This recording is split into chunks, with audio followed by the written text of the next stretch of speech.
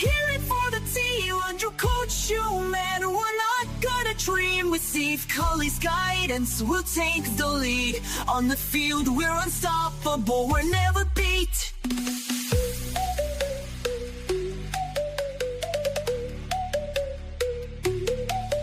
In the stands, the crowd's alive, cheering for UConn. They won't give up the fight from the first pitch to the final out. We're Husky Hardball, we've got the power. Husky Hardball the call. Let's hear it for the team under Coach man. We're not gonna dream with Steve Cully's guidance. We'll take the lead. On the field, we're unstoppable. We're never beat. All right, and here we are for Husky Hardball. I am your host, the best podcast host in the universe, Steve Cully.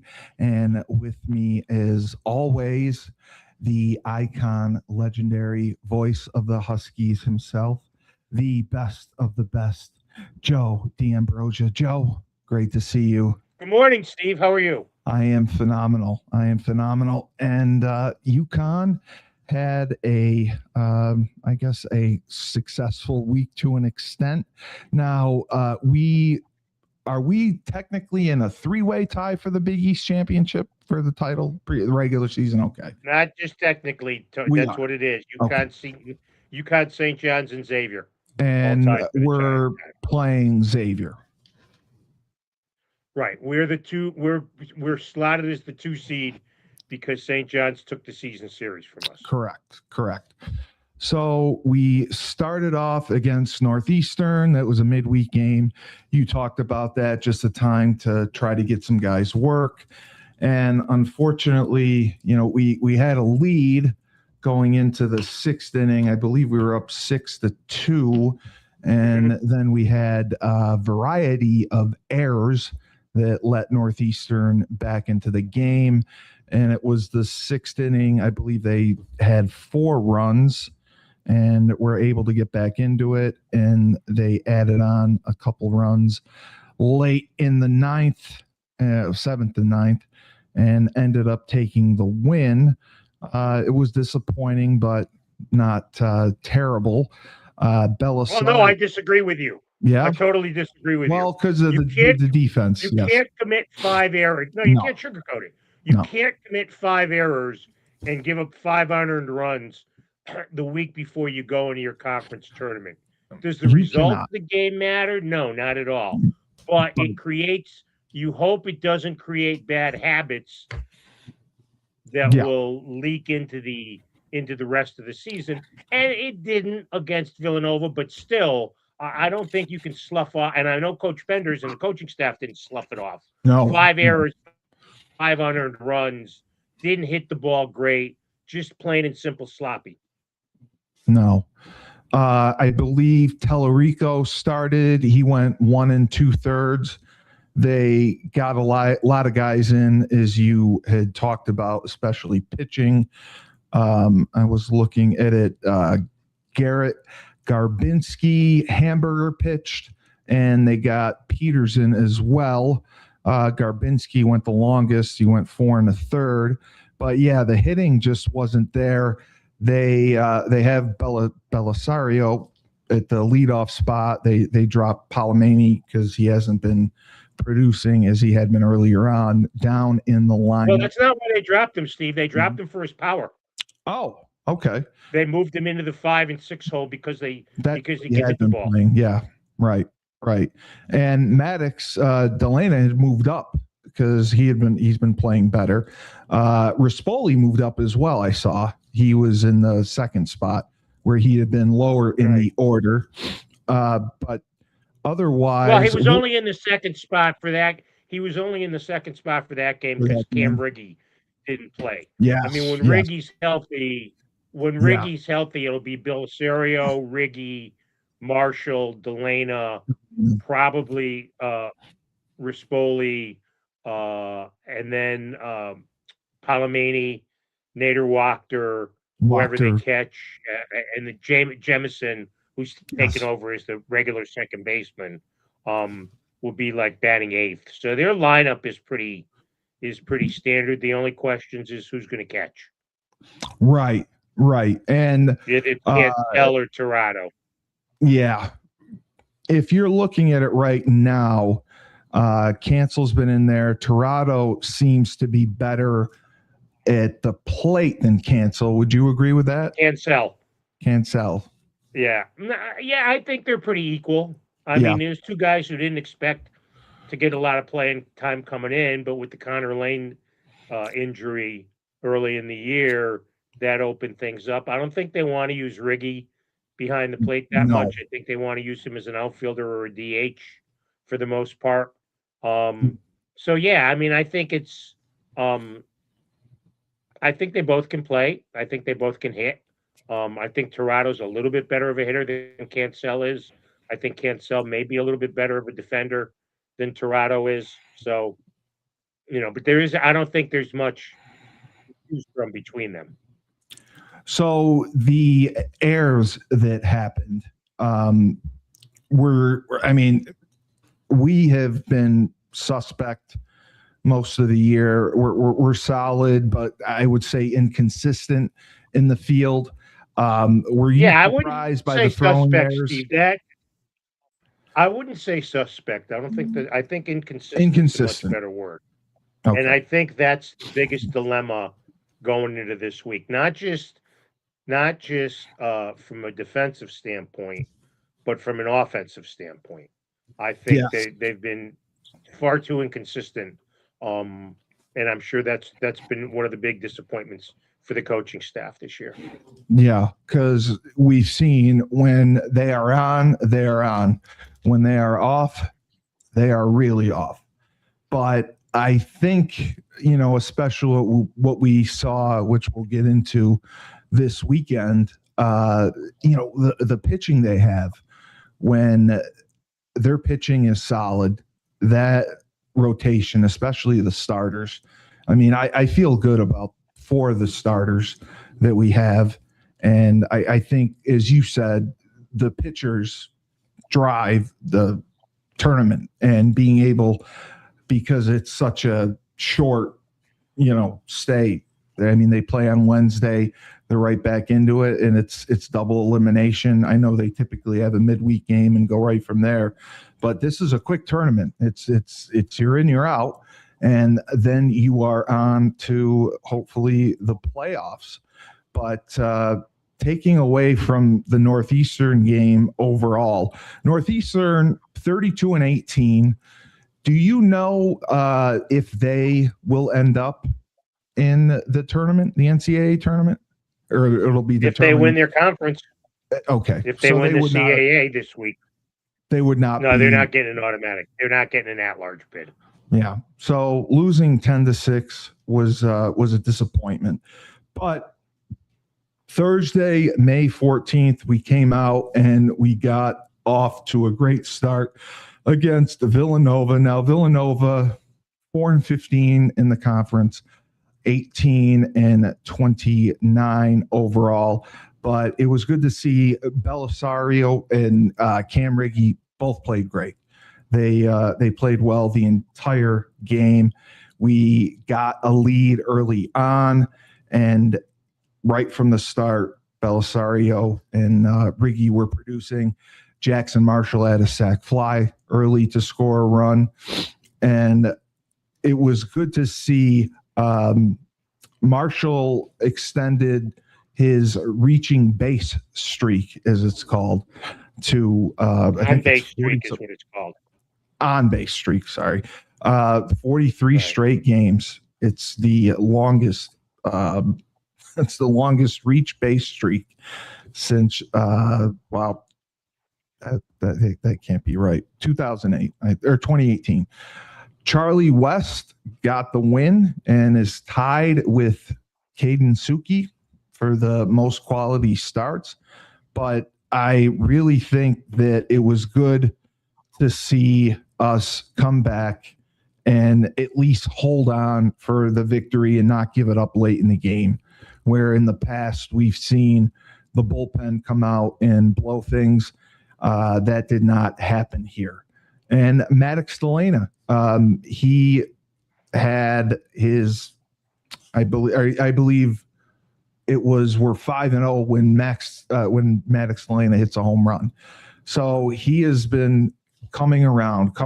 He's getting better. I mean, obviously he is a tremendous player. He just had moments during the season where we didn't hear from him. He was a little quieter. Well, he wasn't very good early in the year. He wasn't very good. He was bad enough so that they benched him. Yeah. And I mean, this game, I know you mentioned Belisario and Rigby, but it was all about Marshall with 3 RBIs and Delana with 3 RBIs. Yeah. And Delana's 2-run home run in the 8th inning turned out to be the game-winning hit because Villanova scored 2 in the top of the 9th to get within a run, and then Shaw had to come in, struck out and 2 guys and got the save. But I mean, I know you mentioned whoever you mentioned with Riggy. Belisario and Riggy, yeah, they were both 3 for 4. But yeah, you're right. Marshall had 3 RBIs and Delana had 3 RBIs. So that right there, I mean, is a solid batting order. They moved Rispoli, which I was just surprised that he was batting 5th. I've seen him at the lower end of the lineup or the higher end of the lineup. Why do you think they put him in the 5th spot? Well, I think the same reason that they bat Palomani there, because they've got a little bit more pop in their bat, and because you got to put somebody there. I mean, You're not, Belisario has been great leading off. Yes. You're not moving Riggy, Marshall, and Delana. There's only 9 spots in the batting order. Jemison and the catcher go underneath them. So you need, and Wachter will bat 7th 99% of the time. So it's just a matter of who bats 5 and who bats 6. I don't think it's any great strategic mystery why the lineup is shaped this way. Do you know why Evan Menzel had been out? Yeah, he's not playing. As far as I know, just because he wasn't. Just because he wasn't producing. Out. But you can't play 15 guys. Here's the thing: people have to realize you can't play 15 guys. No, you can't play 15 Menzel got his shot. And Jemison's actually played. Peyton Jemison's been a real find for them, especially in the second half of the season. Yes, I mean he clearly has outplayed Evan Menzel. Yes, he has. He's come on as of late. But again, the pitching, Charlie West, 6 innings, 7 hits, but only 1 walk, as you talked about, 7 strikeouts. He looked good. And then they brought in Charlie Hale, middle relief, 2 innings, 2 1/3, and Greg Shaw the third, 2/3 of an inning, closed it out. And it was good. I mean, to get the series started off on a high note, and they were in a good position right after this. I believe the next game guaranteed them the Big East championship or a portion of it. Yes. Sure, the Friday night game. Yeah. But it was going to be determined with St. John's as well. So they would need a win with the St. John loss on Saturday, which and here's the thing. They had the outright championship in their grasp after winning on Thursday and after St. John's losing to Butler. So they had it in front of them. Then Friday night, and that was the only game I got a chance to go to this year. They played great. 8-0. Suki was great for 6. They took them. I'm guaranteed. I didn't talk to Jimmy because I didn't stay for the whole game because it's always cold there. And I'm not sitting in the press box. I'm not freezing my ass off for a 6-0 game. But I guarantee you, one reason that they pulled the pitchers was because of the short turnaround. Normally Suki pitched on Saturday. This time he pitched on Friday, and he's going to have to pitch Thursday. So I guarantee you that is the reason that Suki, because he was dominant, didn't strike out a lot, but was in total control of the zone. That's the reason that he only pitched 6 innings, and then they went to the bullpen after that. But you got a home run from Rispoli, you got a home run from Palomani. Everybody pitched in. It was a really good all-around team effort. So when you get through Friday, you're thinking you got Pudvar on the mound. All you got to do is win, and you're the outright Big East champions. Yeah. And it didn't happen because Villanova tries too. Yeah, they get coached too. Yeah. They get coached too. And Suki only threw 66 pitches, which I was also impressed with, in 6 2/3 innings. 66. Well, when you don't strike out a lot of guys, then you have a chance. Strikeouts are great, but the one thing they do is they drive the pitch count up. So he pitched 6, got out of there with a 4 hits, didn't walk anybody, which was also key. And then they got him out so that he'll have more. He had more time to rest and come back for his start Thursday and what they hope is a winner's bracket game. People had asked this before because we've seen Austin Trumpor, Frank Spirito the fourth. Do you know much about him? He pitched 2 innings here, and he 1 hit and 1 walk, 2 strikeouts. I didn't know much about his appearances this season. He's a redshirt sophomore. He's a Connecticut kid. I was curious if you heard of him, if you know. I don't. I mean, I know he's pitched a little more later in the season. I don't think he pitched very much early on, unless I've got it mixed up. And look, as we said last week, what you were looking to do, especially in the Northeastern game, and then coming down the stretch, is to find out who you can use in the sprint that is the Big East tournament. Exactly. And when, you had an 8-0 lead, so it gave him a chance to give him some work. But again, Palomani was 2 for 4 with 4 RBIs, like you talked about. And then, Rispoli, again, he was in the 5th spot. He was 1 for 2, 2 runs scored. They look like they're playing better now. Villanova, again, they're one of the down teams in the Big East. Winning the series, now they could have made things a lot easier had they won Sunday's game, and that was a disappointment. Well, no, yes and no, Steve. Nothing would have been, and it was Saturday. Nothing would have been easier if they had won Saturday. They know they were going to the Big East tournament. Yeah. All they were looking for was an outright conference championship. That's all Saturday had to do. And the seeding, I mean, so it had nothing to do with making things easier for themselves. Yeah, because they still would have, if they would have been the number 1 outright, they would have played the 4 seed instead of 2, 3. They would have played Creighton, who they went 2-1. Who they went 2-1 against this year. They went 2-1 against Xavier. They went 1-2 against St. John's. So, I mean, it had nothing to do with making things easier. They wanted the outright championship.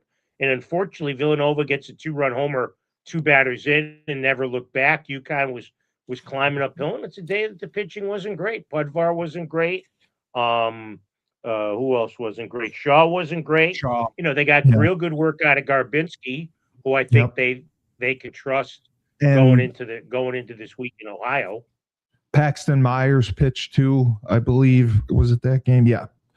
But Jackson Marshall, again, he extended his reach base streak to 45 games. And yeah, you were right about Garbinski with the 3 innings. Riggy and Wachter had multi-hits. And offensively, I mean, you're scoring 6 runs, you're giving up 9 on 12 hits overall. And the Pudvar has been solid all year long. I think he ended 5-2, or no, he had a 5-win. He had a 5-game win streak on the year. But no, he was 7-4. He was 7-4. Okay, it was Charlie West that I was thinking of that ended up with having the most wins, tied with the other left-handed pitcher Suki, I believe. No, Hale has 7. No, you're all over the place here. Hale and West, sorry. Hale is 7-0. Pudvar is 7-4. West is 6-5. Suki's 5-2. Okay, yeah, that's what I was thinking. It was Pudvar. but he only went 3 1/3, like you said, and the 6 earned runs just killed him from the start. And Well, it wasn't very good. They hit him No. pretty hard. no, they did. They did. They ended the season strong, and it was the first time, I believe, in many years that UConn had a losing record at home. That's one thing that surprised me. They ended up 9-10 on the year for home games. So I was surprised to see that. Well, a big part of that was losing 3 to East Tennessee State. Yeah. I mean, they did really well in the Big East. You know, they lost 3 to East Tennessee State. They lost 2 to They lost BC, St. right? John's. They lost BC. They lost Northeastern. They lost 1 to Xavier, 1 to Creighton. So it adds up, and 1 to Villanova. So there's your 10 losses. Yeah. So they ended up 15-6 on the year in conference, and 32-24 overall. And it was unfortunate, but I mean, I think with the potential they have, the consistency, if they can get things continued to roll and not get in these situations where they fall behind early, they have the bats to produce runs. They have the pitching behind them. They have so many good. I mean, I like our bullpen. I like the arms we have when they're consistent. And I think going into the everybody tournament, likes the arms when they're consistent, but you've just brought up the magic word. I mean, this team has not been as consistent as they would have, as the coaches would have liked them to have been, and that's the biggest concern. You know, in a 3-game weekend, it seemed like they had chances to sweep series and they didn't. And obviously, stepping on their foot in the beginning of the year has put them in this situation where the only way they get in the NCAA tournament is by winning the conference. By winning the conference tournament. The hope is when you get to these conference tournaments that you don't need to win them to get to the NCAAs, because you can face a pitcher who could stick it in your ear and stick it where the sun don't shine, and you're not going to win. No. So I would refer to this as a bit of a disappointing regular season. I would agree too. I think obviously the health of Tyler Minnick played a big part in that, not making excuses. But if you were looking overall at the starting pitching, would you say that we have the best starting pitching going into the tournament? No, it's as good, but I wouldn't call it the best. St. John's is pretty good. You think St. John's? Xavier's going to pitch on the kid who I presume Xavier's going to pitch tomorrow, Rob Peach, 2.61 ERA, opposing batting average .206, 89 strikeouts, third in the conference. I mean, kid's a stud. UConn beat him earlier this year when they took 2 out of 3 from Xavier, but he's good, and the Burdett kid can clobber the ball. He's as good as Jackson Marshall or anybody as far as the league is concerned. And somebody had asked, the last time I believe we played Xavier was March 29th. So it was 27th, 28th, and 29th, right? Yeah. Do you think that long of a layoff is going to make a difference in how they plan for them or how they will be against them? Is Xavier a different team for sure than when we've seen them last time? I'm sure they're a better team, and I'm sure UConn's a better team. No, but baseball's not like football or not like basketball in that regard, because the game all revolves around the guy on the mound. If your guy on the mound is better than their guy on the mound, you're going to win. As far as for planning for teams, I think that's overrated. Yes, I think it's overrated. It's overrated for sure. So just so people understand, the first game against Xavier, okay, we win. Do we go on to play the winner of St. John's and Creighton? Okay. And if we lose, we play the loser, and then the winner of that game goes on to play for the championship. Or no, that wouldn't be right because the winner's bracket. All right, let's paint the scenario. You got the 2:00 game on tomorrow is Correct. St. John's and Creighton. The 6:30 game is UConn and Xavier. The two winners play on Thursday. The two losers play on Thursday. The loser of that second game, the losers bracket game on Thursday, their season's over. The team that wins the winners bracket game automatically advances to the finals, where they've got to lose twice. So so they're going to end up having to defeat a team back to back coming out of the losers bracket if they were to lose. So no, they would only have to beat them once. They would only have to beat them once if they. Let's just say let's do UConn centric here because this is a UConn podcast. So let's say UConn beats Xavier and St. John's beats Creighton, right? Right. So then on Thursday, UConn beats St. John's and Xavier beats Creighton. All right. So then UConn advances to Friday, where they or Saturday, where they only have to win once, and whether it's St. John's or Xavier, would have to beat them twice. I got you.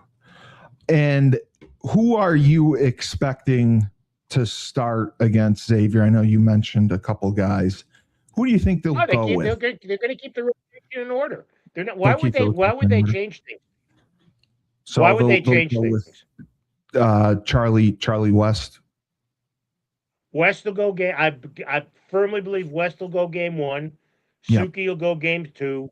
Pudvar, if there is a game 3, providing disaster doesn't happen, will go game 3 no matter when it is.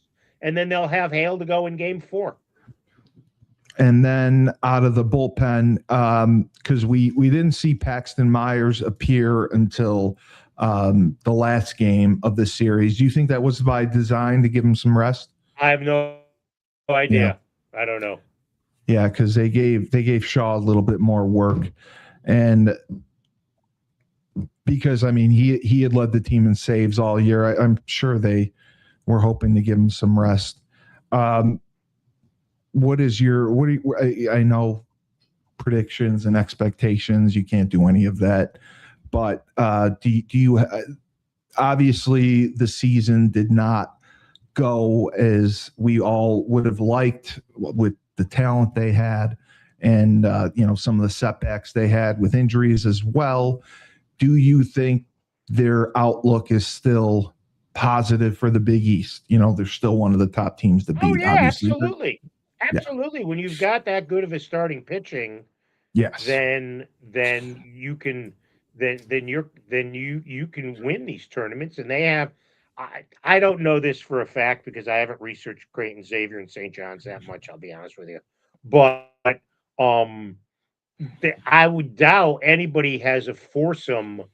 No, of starting pitchers like now they might. We don't know. You'd have to dig deep into the weeds to see there all these teams midweek starters.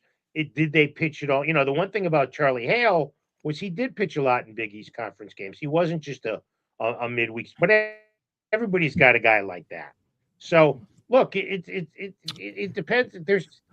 You've got to pitch. You've got to hit with runners in scoring position and 2 out, and you got to make the plays defensive. That's it. It's not rocket science. It's not about playing against a matchup zone or defending the other team's star wide receiver or shutting down the other team's big line. It's baseball. It's simple, and it's not simple. Right. And I agree with you. I really think the depth of our pitching makes the difference, because I do think we have good depth with our pitching all the way through the bullpen. And if we are consistent with our run support, and if the guys play as they have been, there's been massive improvement with some of the numbers of the guys over the last 2 weeks, which is good to see. And as you mentioned, Peyton Jameson has moved up quite a bit. So that is good to see. Nader Wachter as well.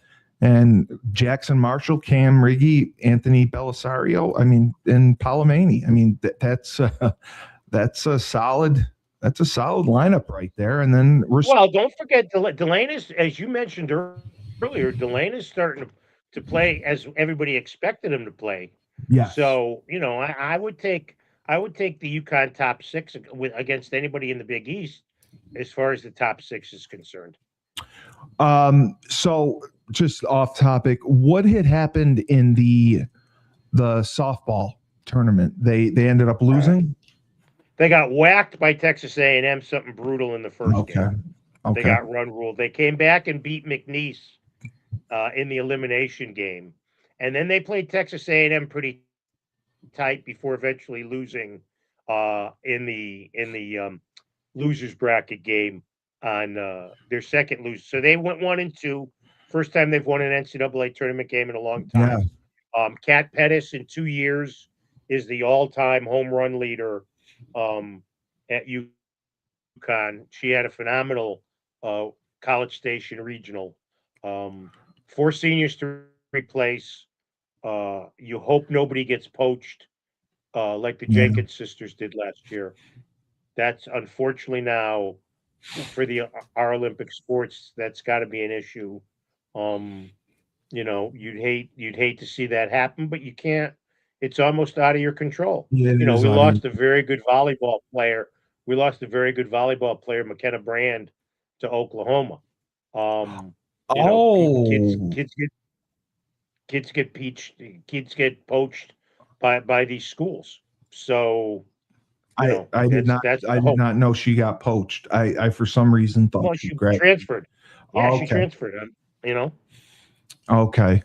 Yeah, I didn't. I was looking at the roster and because I was surprised.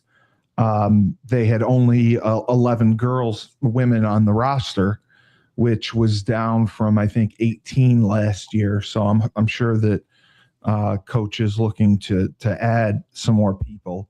I didn't know that. I know 2 of their best players were seniors. I didn't know that the other one had been poached and transferred out. I did want to ask your thoughts.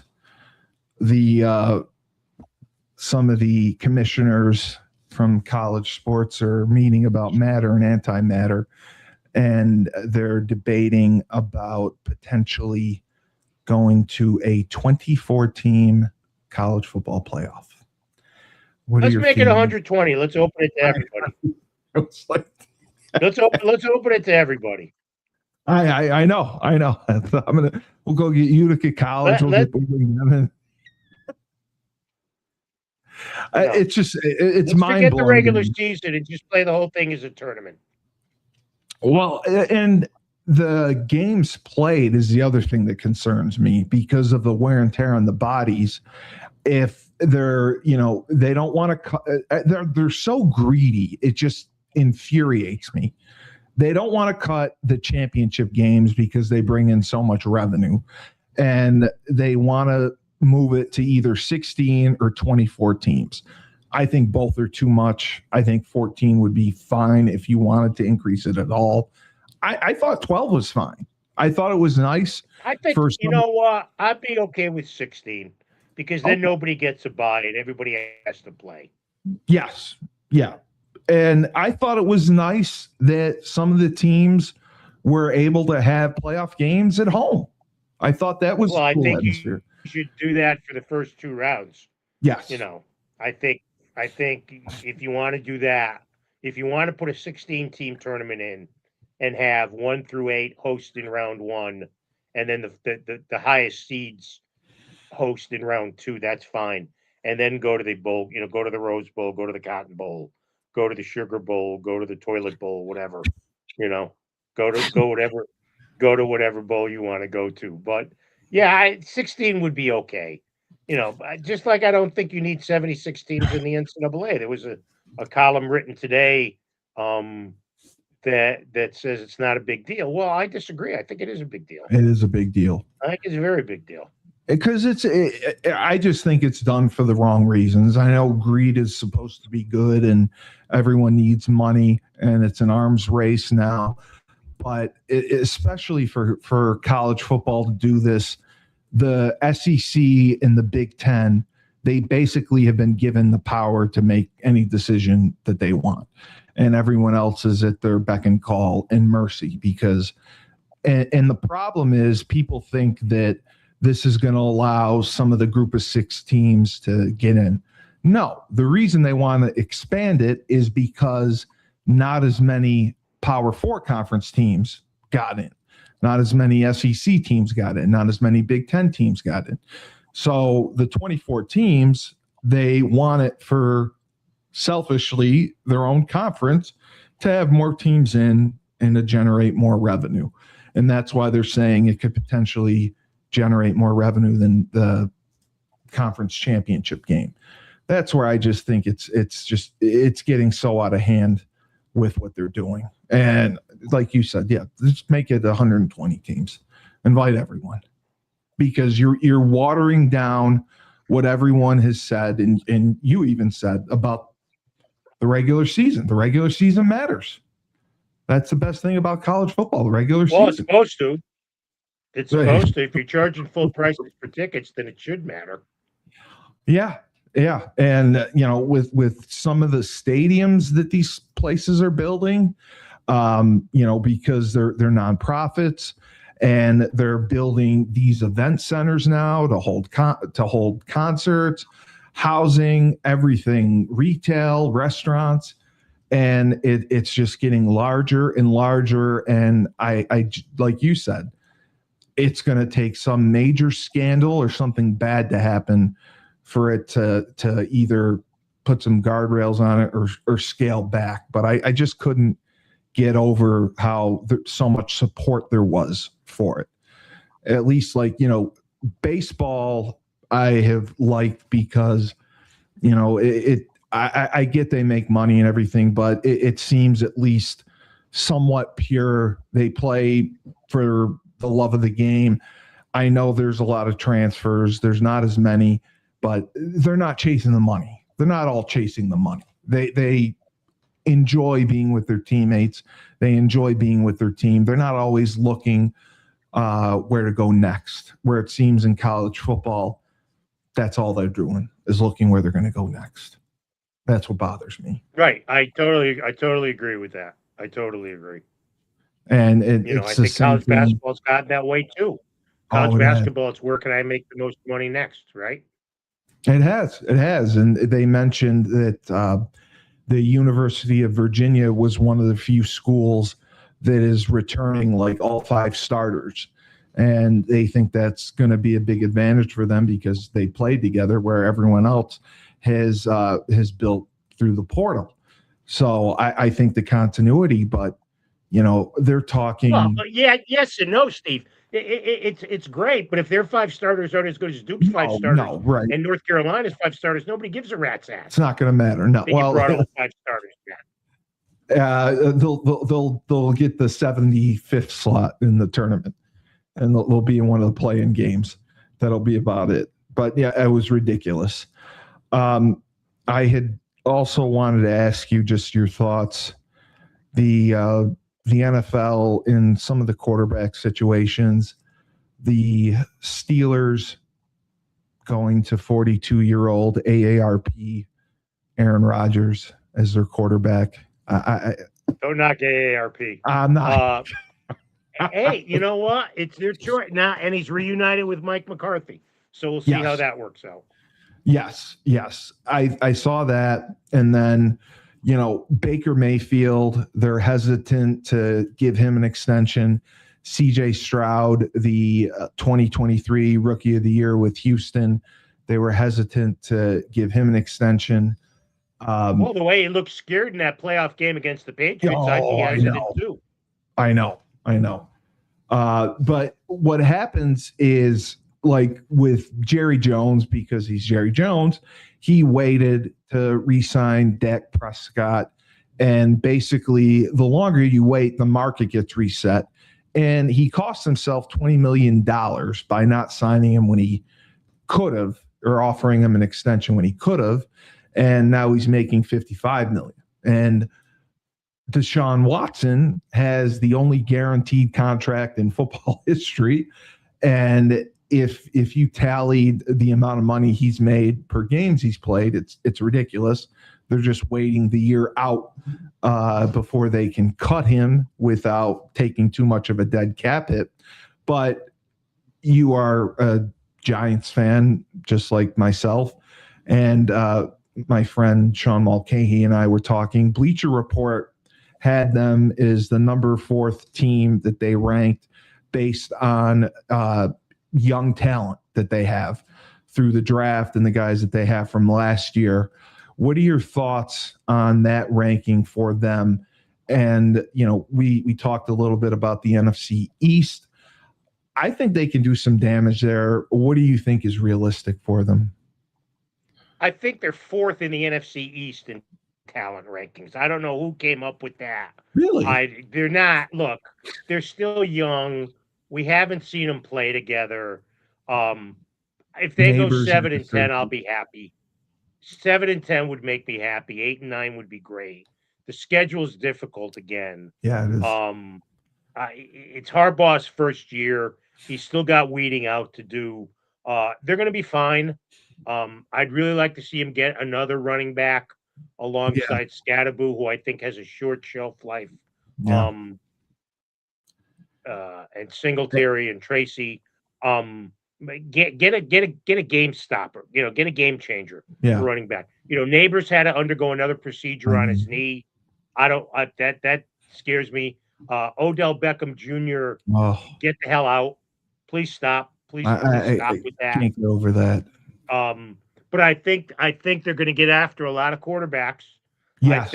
I think the defense is going to be the first thing to gel. And then I think the offense will come along. But whoever made the Giants says they have the 4th best talent. Well, the young talent. They based it off of the young core talent. Even then, I mean, how do you know? You like Dart, you like Scatterboo, but he only played a few games. Right. You like Neighbors, but he got hurt. Yep. Carter and Reese, Carter basically didn't play the first 12 games last year. He was a non-factor. They didn't do much with him. I think Reese will be good, but you got to tell me what you got in the secondary. Who's going to kick? The place kicking game and the special teams have been a disaster over the last couple of years. You're always concerned with that offensive line, though they were better last year. Andrew Thomas stays healthy to anchor that offensive line, then I think you're doing okay.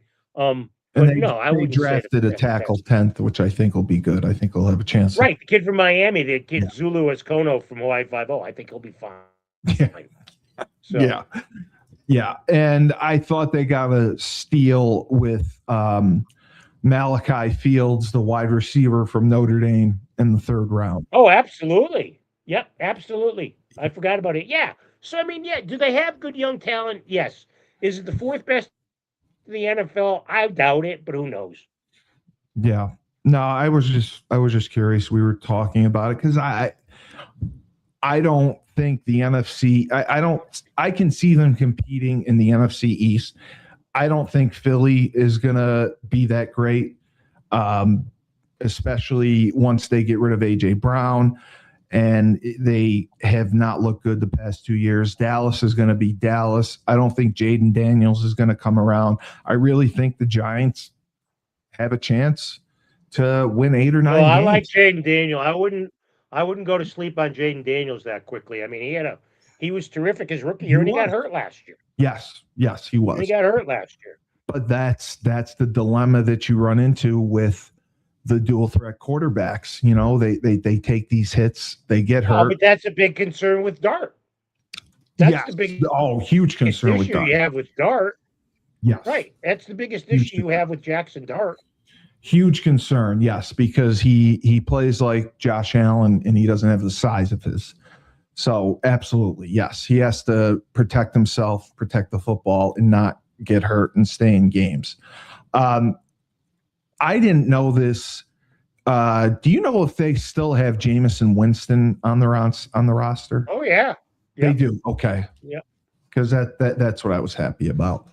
I felt a little bit better with him, but with Neighbors out, that was my concern because you get extra practices when you have a new coach in, and he won't be around for it. But I just think he's a dynamic playmaker, and we'll see what happens with him. But overall, Hooksy. So this will go down as a share of the Big East title for the season. They have a share of it. That's what it is. Yep. Okay. And then it's all going to come down to the tournament, and it happens fast.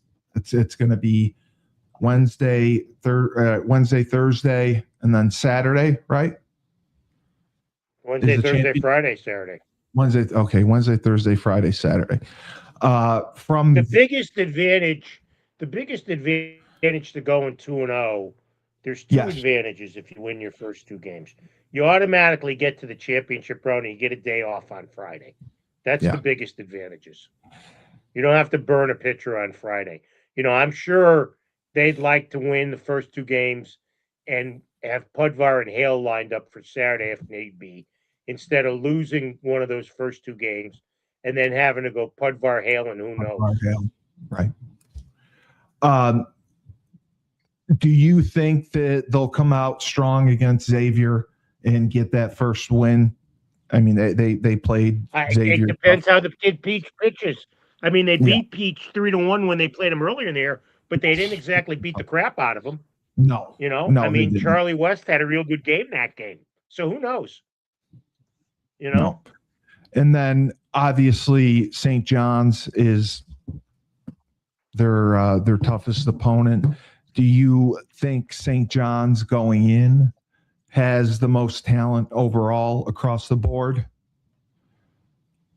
I think it's pretty evenly spread. I think the thing, because these four teams are so close during the season, I don't think there's much that separates them, to be honest with you. Yeah. I think it's executing the fundamentals and taking advantage of, the biggest thing when it comes to postseason baseball, no matter what level you play at, is coming up with 2-out RBI. And this team has been decent at that this year. But if you can get some, let's say you get first inning on Wednesday, and you've got second and first with 2 out, well, then Rispoli or Palomani's got to come through and get your base hit and get that running, So I think, and, consistency from your starting pitching. Again, these guys will be going on a day's less rest than normal. No, I don't think that'll impact them because they both because the three of them didn't pitch much on the weekend. I mean, Suki threw 6 innings, West threw 6 innings, Pudvar came out in the 4th. So it's not like they're, and Hale's got kind of a rubber arm. So I don't worry as much about him. And he didn't pitch after Thursday. So right. And Paxton Myers, I just again hope they were resting him, and he'll be good to go out of the bullpen. He's a nice arm to have.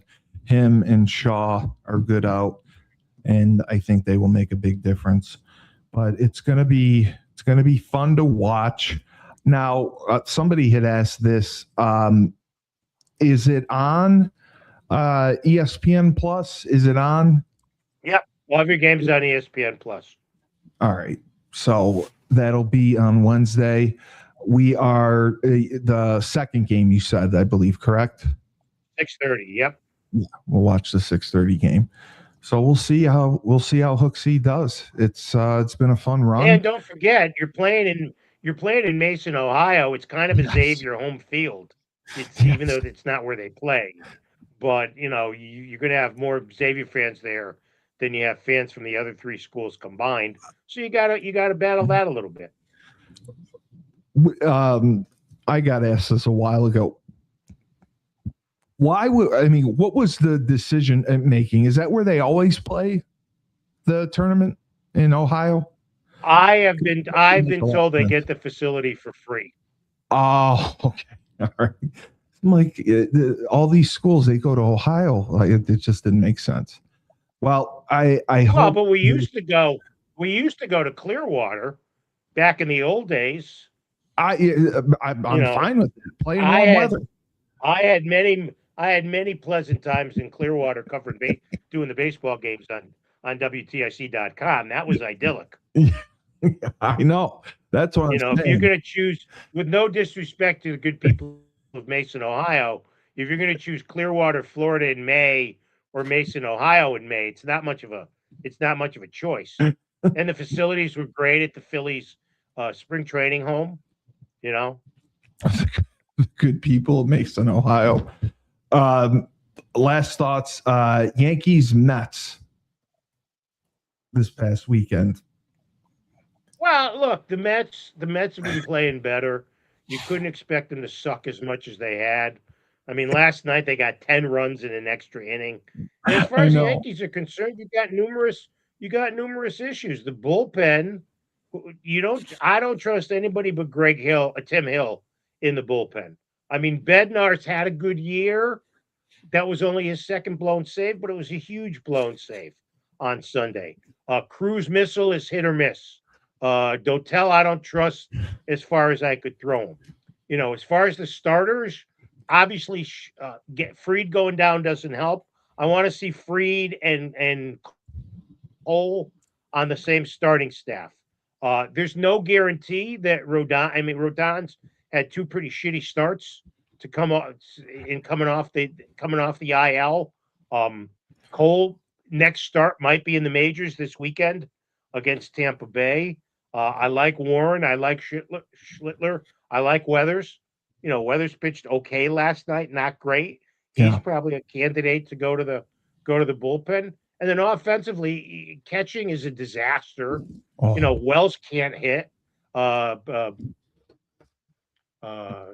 JC Mascara isn't a very good hitter. Jazz is starting to break out of it, which is great. Yes.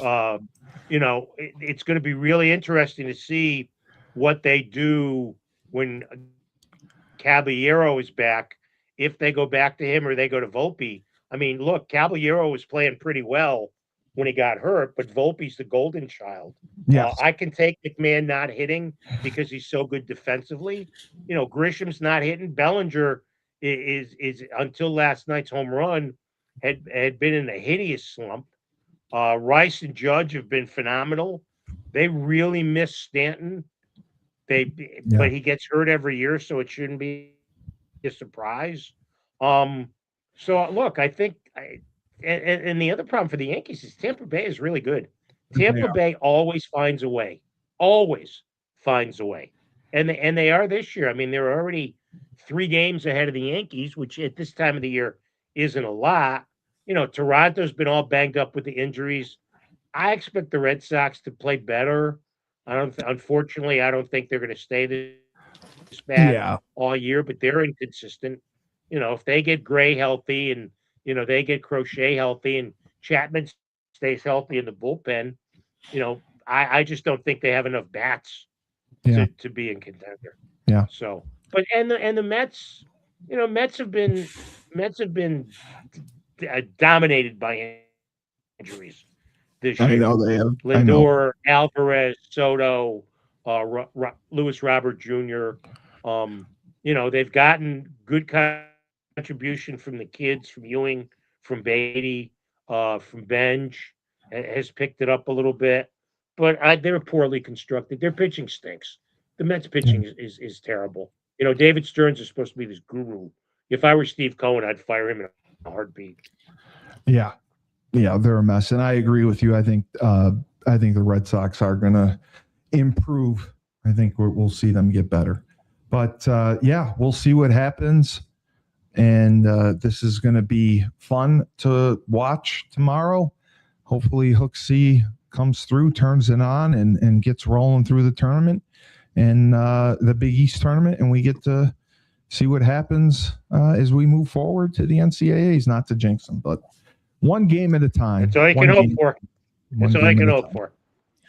All right. So Joe D, icon, legendary voice of the Huskies, best of the best. Steve Cully, best podcast host in the universe. Coach Human, his time is more valuable than ours. Remember, when life gives you lemons. Absolutely absent. Missing in action. Coach Human. When life gives you lemons, don't make lemonade. Take 2 oranges, throw them right back